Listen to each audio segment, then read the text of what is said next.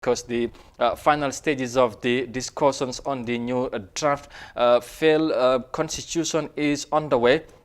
And this is the third visit of the Nigerian former president Goodluck Jonathan in the country.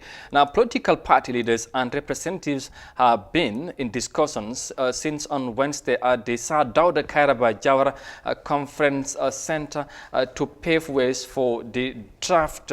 Now, earlier this week, the Nigerian statesman have told reporters after a closed-door meeting with President Barrow at State House that he is optimistic that the constitution with or the consultations with the political parties, which is a sequel to the Abuja meeting, would yield positive results.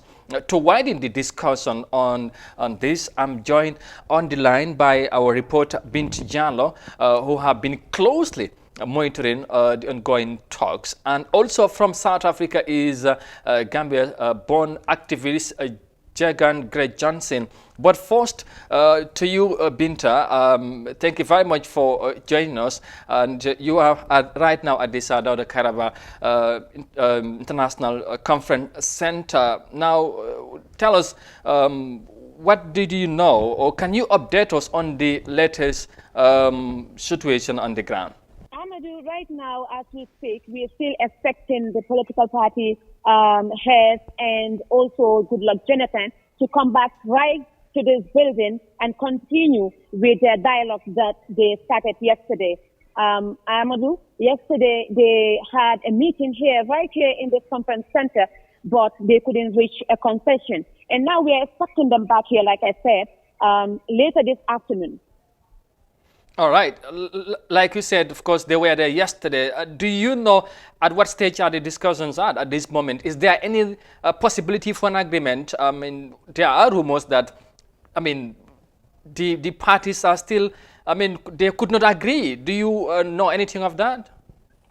Yes, Amadou, I can tell you that yesterday they couldn't reach an agreement due to certain clauses that are in the draft. And there are parties that are not ready to negotiate on those ones. And we are hoping, hopefully, before the end of the day, they might come to an agreement or they might not come to an agreement.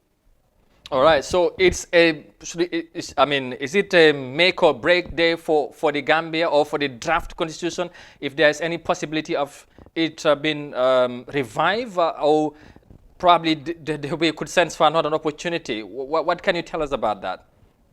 Well, Amadou, as I said, we are here to bring the event as it unfolds. Okay. And we are just waiting for them to come back, and then we will try to talk to them and see how the negotiation is actually going on and whether they have reached any agreement at all before the end of the day, like I said. But for now, to be told, I don't think there's any hope as of now as we speak, unless there's any changes in the evening. All right. Binta Jallow speaking to us live from the Sir Dawda Kairaba Jawara International Conference, and thank you very much. And back to you, Jagan. Now, of course, you heard from our report, and you also have said the chances are very slim of reviving this draft. Now, do you think the chief negotiator, Jonathan, has what it takes to break the deadlock? I mean, to be fair to Goodluck Jonathan, you know, as I said, he's been basically given a poison chalice. As I said, because of just the very nature of the exercise. One, we are looking at externalizing a purely internal affair, which is, it's so internal that it's actually couched and vested within the cleavages of legislative processes and procedures. So that makes it very difficult. The second issue, again, is that he doesn't have the luxury of time. Gambians don't have the luxury of time. So whatever has to be done has to be hashed out very, very quickly. And again, you know, this is also highly political, it's down to politics, it's down to numbers. And, you know, all it has to take is one particular party just to drag their feet and refuse to basically budge. But let me say this here. I think it is important for me to emphasize that all of this was unnecessary. I think if we had shown some good faith, strong political will and determination to do what was expected and let this process go through the right channels and bear itself out and eventually, obviously, go to a referendum and let the people decide, we wouldn't have come to this. Yes, Now we Jagan, have if I reached can come in Yeah, here, go ahead. talking about the political will, which you just mentioned. Now, would it be a failure or a blow to the Barra's government if we, should go on to the 2021 elections with the 1997 constitution without having a new one? It's already a blow to the Barrow administration because it is just one more set of broken promises and failed reform attempts that they have made in the last 4 years. At this point in time, they're trying to basically put a bandage over a cancerous node. And as a result, as I said, the time is against us. They're not going to succeed in doing that. I think, again, we need to be realistic as Gambians. I think our politicians also need to be true to themselves and to the citizens and say that, look, one, the horse has bolted. They have torpedoed this particular document. They don't have the time to tinker with it. And even if they did, it's not definite that it will pass. And then secondly, we don't even have the time to get to a referendum. We know that. Why? Because we've precisely got less than 9 months to go before we go to the polls. That's the first thing. The second thing is that we are stuck with the 1997 Constitution.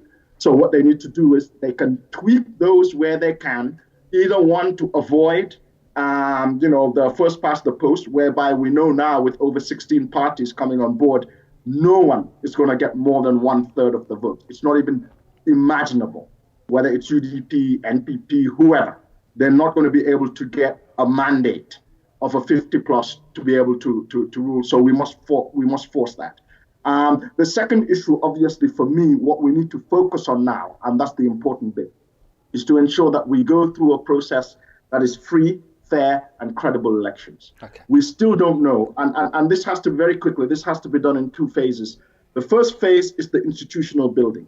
We still are not sure whether the current chairperson of the IEC is legitimately occupying that position.